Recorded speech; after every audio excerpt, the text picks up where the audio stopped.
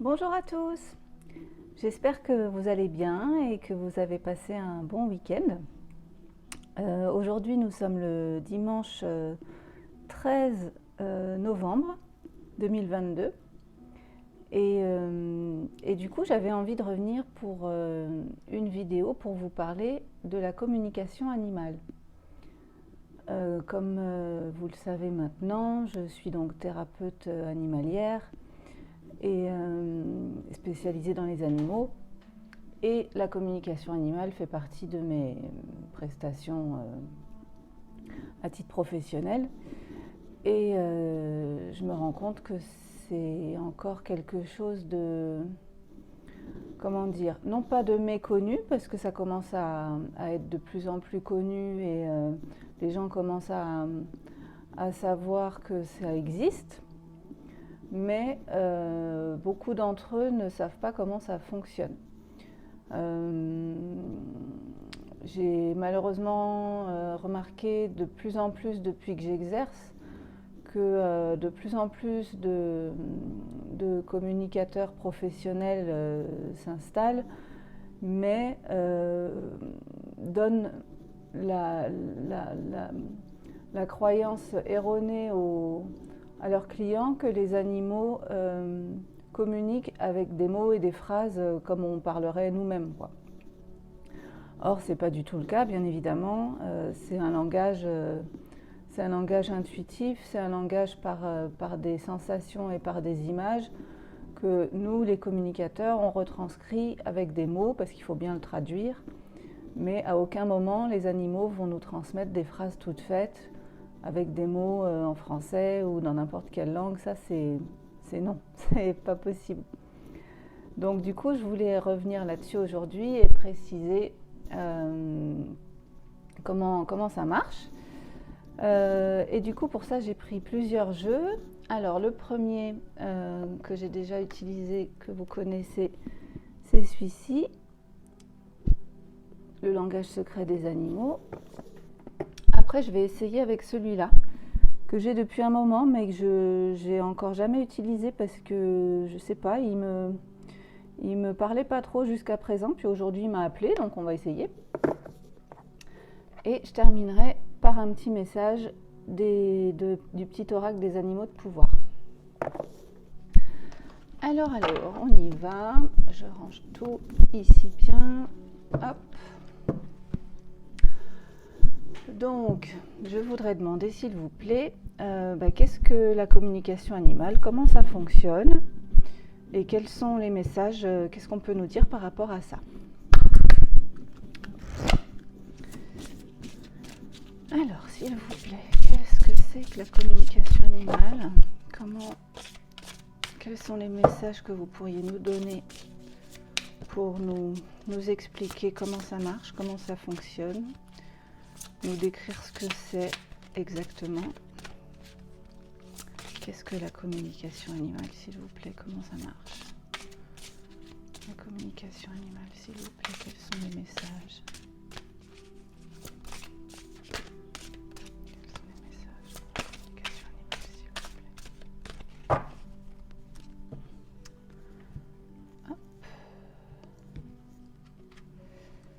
Alors là, j'ai la Terre.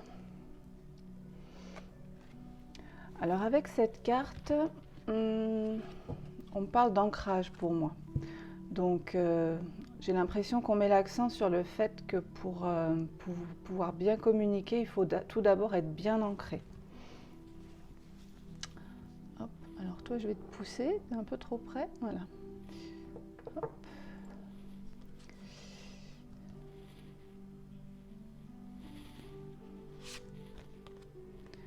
Alors ici j'ai le feu. Donc oui, là on nous parle effectivement d'expression et de passion. Je vais voir avec les messages suivants. L'écureuil roux, la débrouillardise, vigilance, préparation, affairement. Ok. Le python, discernement, détachement, transformation, renouveau. vous les montre après. Hein. Créativité, résolution, récolte et dévouement. Ok, alors qu'est-ce qu'on nous dit ici? Donc là, on nous parle d'enracinement, on nous parle d'expression. Donc c'est un moyen d'expression. C'est un moyen d'expression, mais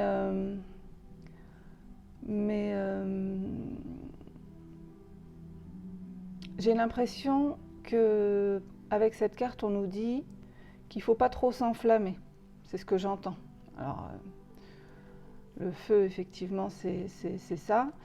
Qu'il ne faut pas trop s'enflammer parce qu'il faut rester vigilant. Alors peut-être que là, on met en garde certaines personnes. Effectivement, il faut que j'arrête de dire effectivement, je suis vraiment désolée, je me suis rendu compte que j'arrêtais pas de le dire. Donc là, j'ai l'impression qu'on nous met en garde et qu'on nous dit de pas trop nous enflammer et qu'il faut rester vigilant.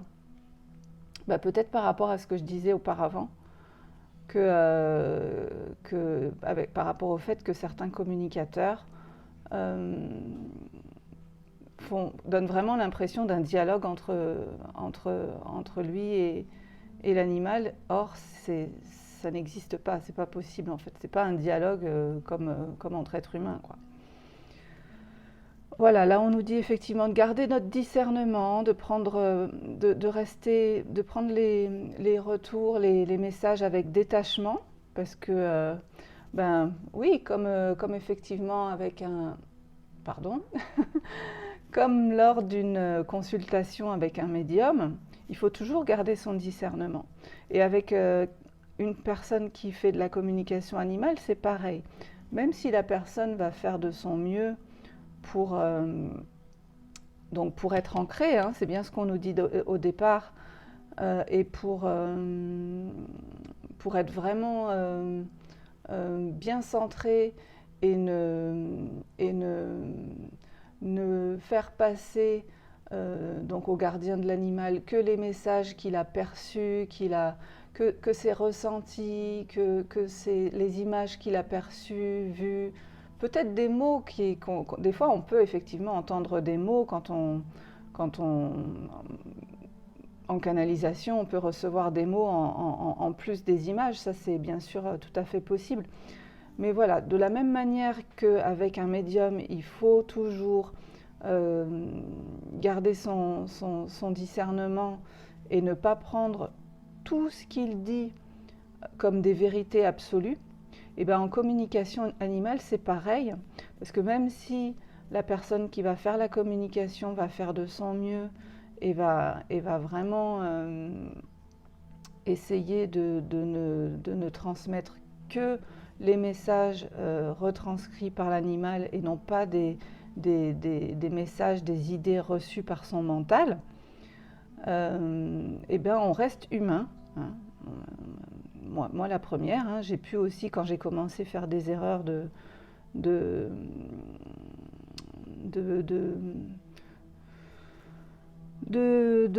réception, oui, voilà, j'ai certainement, comme tout le monde, eu l'impression à un moment de recevoir un message et en fait, c'était pas un message reçu, c'était soit mon mental, soit mon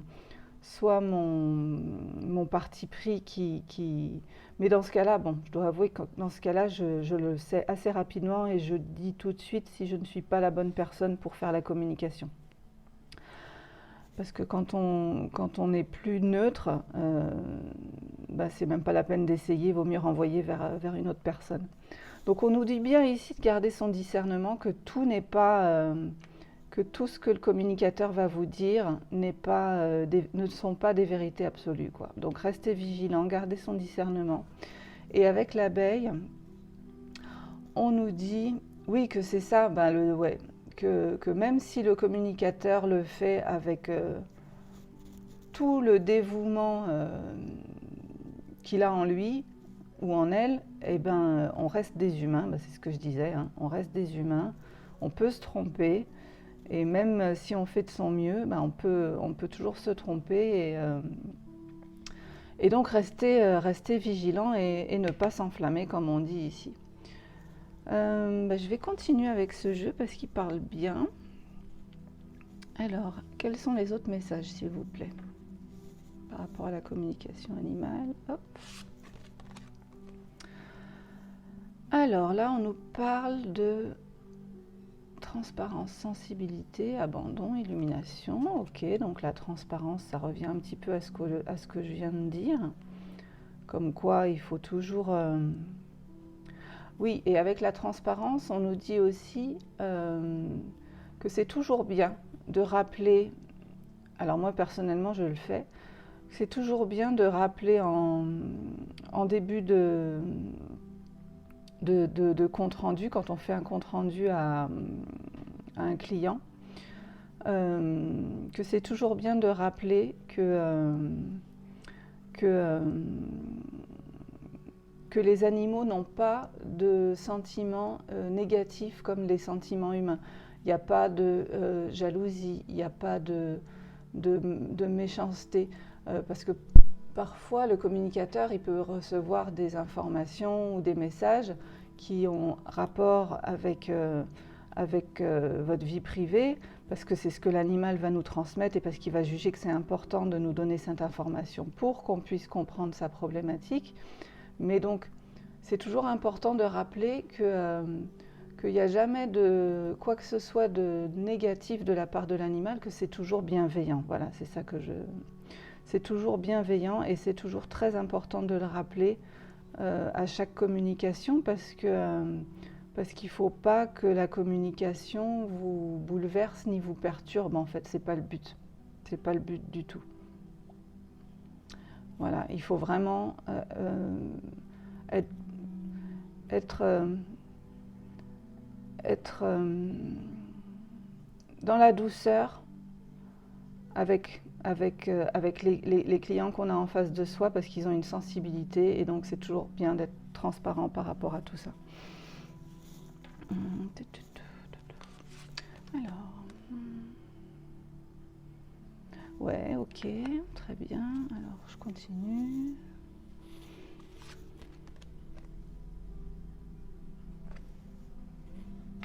Ah bah c'est rigolo, on a 2 fois le même message sur les 2 cartes. Donc là, on nous dit... déjà, on nous dit de toujours prendre les messages avec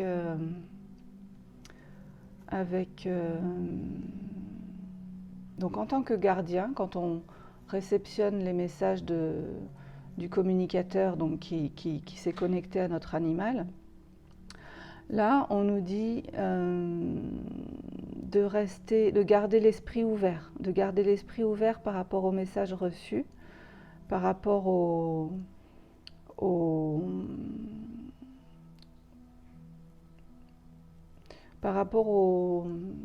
émotions, voilà, qu'exprime l'animal, et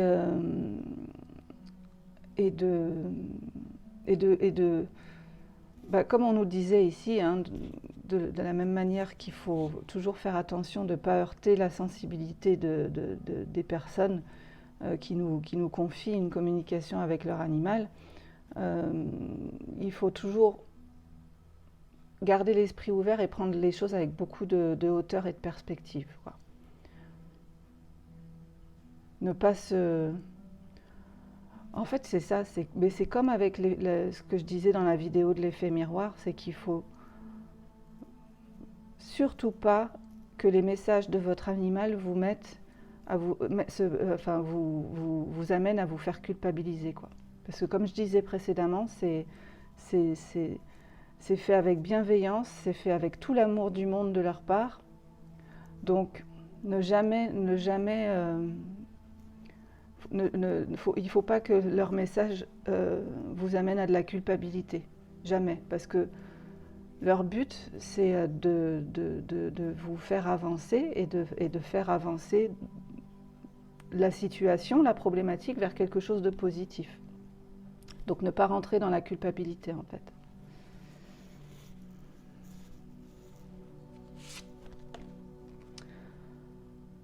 Alors ouais, là on a effectivement l'amitié, la force, la résilience. Ok.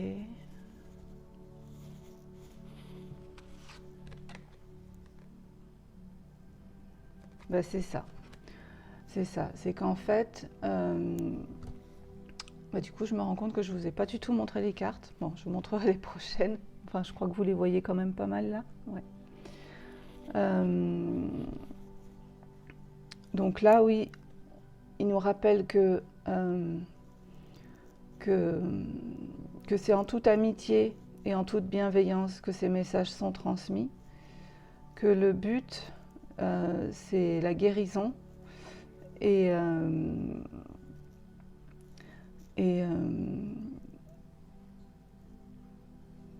que c'est vraiment dans un but d'avancement positif et de guérison que ces messages sont transmis en fait.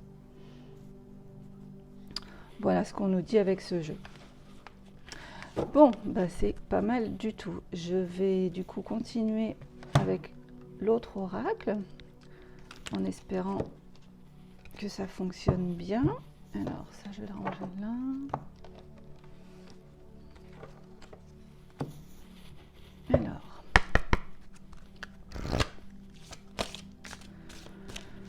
Alors, s'il vous plaît, quels sont les messages par rapport à la communication animale?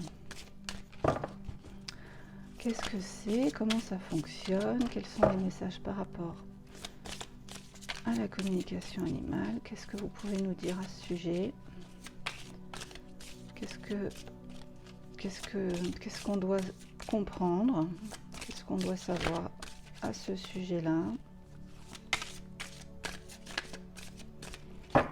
Hop, alors.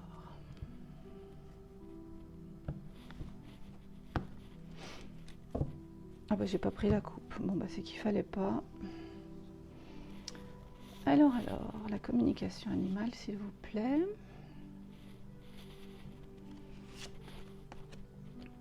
Alors là, on nous dit, on a le faisan avec les amoureux.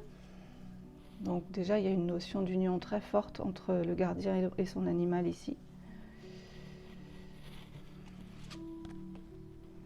La persévérance. La fiabilité.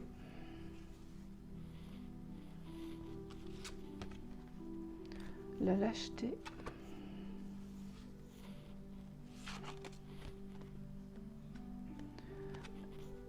La prostituée, d'accord. Et celle-là, elle a voulu venir par-dessus, la pérennité. Ok. Alors, qu'est-ce qu'on nous dit ici? Donc, je disais, avec les amoureux, on a une forte notion d'union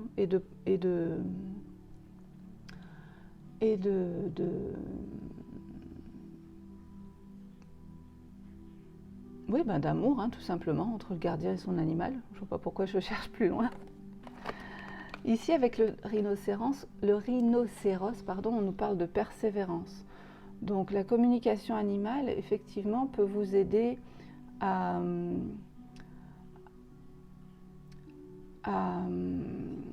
alors, je cherche un autre mot que persévérer, mais le mot que j'ai en tête, c'est à continuer, à aller plus loin, voilà, c'est ça, à aller plus loin dans votre relation avec votre animal, à ne pas rester sur des incompréhensions, du fait qu'on ne puisse pas communiquer avec nos animaux avec la parole. Là, avec cette carte, on nous engage à aller plus loin que le rapport habituel qu'on a avec eux. Alors ici, avec le suricate, on nous parle de fiabilité, et ça tombe en fait sur les messages que j'ai sortis tout à l'heure, qui nous parlaient de vigilance et de garder les choses et de prendre les messages avec de la hauteur. Donc là, on nous met en garde encore une fois de bien choisir la personne avec qui vous faites la communication animale, parce que voilà, malheureusement, comme dans tous les corps de métier, il y a des personnes qui sont fiables et d'autres moins. Donc faites vraiment très très attention aux personnes avec lesquelles vous travaillez, et suivez toujours votre intuition par rapport à ça. Comme quand vous choisissez un thérapeute, un médium, un psy, n'importe quoi, ou un médecin, vraiment, suivez toujours votre intuition. Ici, avec le tigre, on nous parle de lâcheté. Alors, la lâcheté, pourquoi est-ce qu'on nous parle de lâcheté ici? Alors, aidez-moi à comprendre, s'il vous plaît.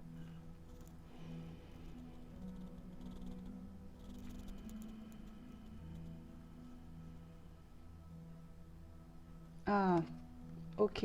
Alors là, j'ai donc l'ours noir d'Asie, l'élan. Donc là, j'ai la lâcheté, la prostituée et la pérennité. Bon, alors je pense qu'effectivement, on nous met vraiment en garde sur le fait de faire attention à bien,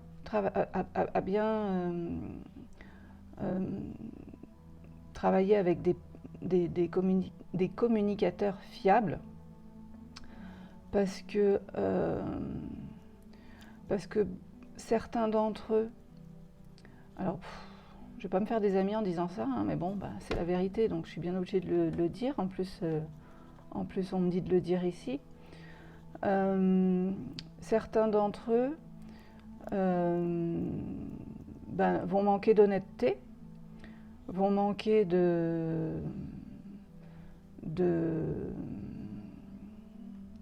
comment dire, d'efficacité, hein, font ça pour l'argent. Avec la notion de prostituée. Moi, c'est ce que je comprends, c'est qu'il y en a qui font ça pensant gagner de l'argent facilement, comme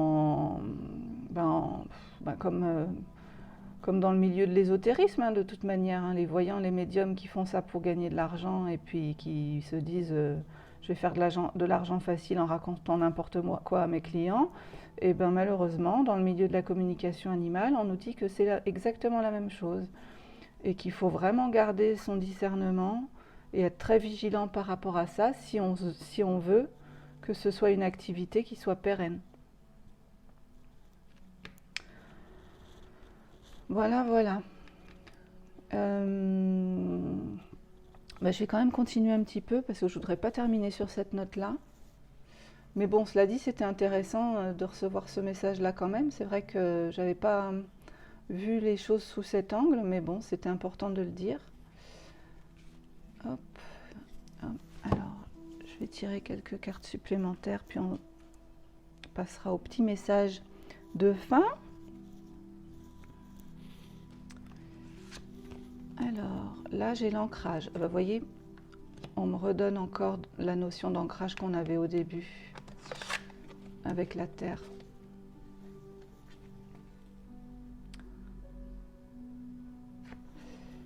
Donc c'est vraiment, ils mettent vraiment l'accent dessus là, hein. C'est primordial d'être vraiment bien ancré pour réussir une bonne communication. C'est la base. La base, c'est l'ancrage. Puis dans tout, hein, en soins énergétiques, en médiumnité, c'est vraiment la base.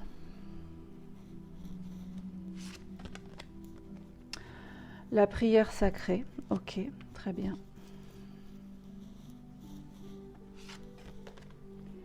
L'avertissement.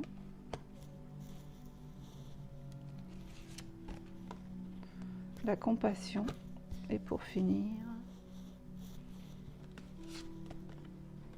la renaissance. Oh, c'est joli ça. Alors, donc effectivement, on nous dit que la base, c'est un bon ancrage, une bonne connexion avec la prière sacrée. Là,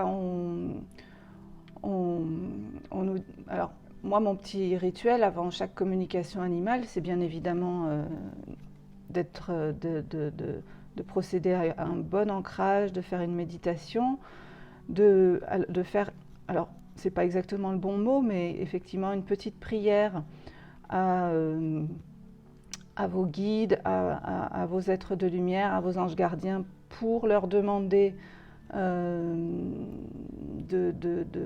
la communication se passe bien, d'être connecté au bon animal, de recevoir les bons messages, de leur demander leur aide, hein, tout simplement, pour transmettre les bons messages aux gardiens de l'animal. Avec l'avertissement ici,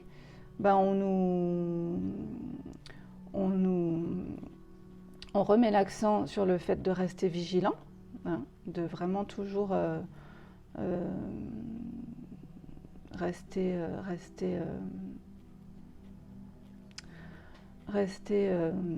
garder votre discernement par rapport aux messages reçus, que les messages reçus sont toujours des messages pleins de bienveillance et de compassion, et que à l'issue de cette communication, en plus c'est rigolo parce que j'ai communiqué avec une chauve-souris il n'y a pas très longtemps, et c'est la chauve-souris qui sort là, et c'était vraiment une expérience particulière pour moi. Voilà, c'est vraiment une expérience qui va vous permettre de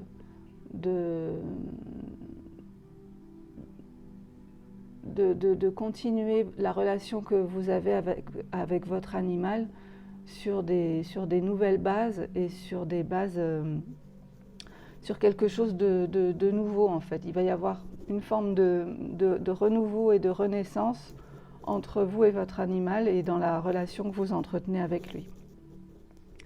Donc voilà à quoi ça sert la communication animale. C'est quelque chose de vraiment magique et positif qui va vous permettre de vous rapprocher de lui, hein, comme j'ai eu tout à l'heure. Elle est où? Elle est là. Comme j'ai eu tout à l'heure avec la carte des amoureux, c'est vraiment quelque chose qui va vous permettre de vous rapprocher de votre animal, de mieux le comprendre, et de le voir tout à fait différemment, quoi, en fait.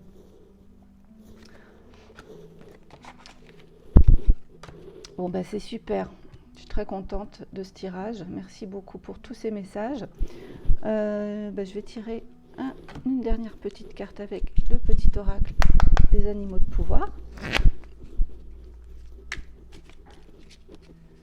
Alors, s'il vous plaît, quel est le petit message de conclusion de ce tirage ?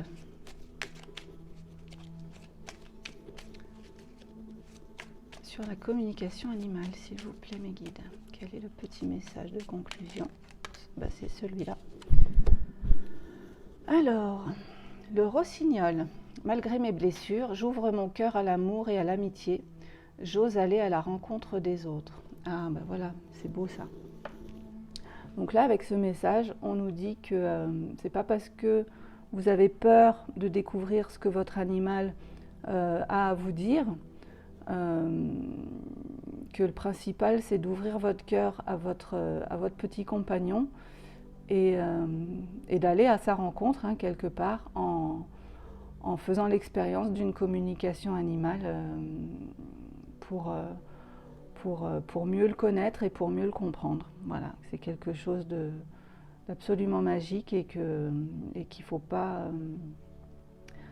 et que, comme je le disais tout à l'heure, en suivant bien votre intuition sur la personne avec laquelle vous le faites, de ne pas hésiter, parce que c'est vraiment une expérience magique. Voilà. J'espère que ce tirage et ce sujet vous aura plu. Pour ma part, déjà je vous remercie d'avoir regardé. J'espère que ça vous aura intéressé. Alors moi je serai en formation cette semaine pendant 2-3 jours, donc je ne vais pas pouvoir revenir faire de vidéo tout de suite, mais certainement que je reviendrai le week-end prochain. Je ne sais pas encore pour quel sujet, je verrai. Et donc en attendant, je vous souhaite une très bonne fin de week-end, une très bonne semaine à venir, et puis je vous dis certainement au week-end prochain. À bientôt, merci.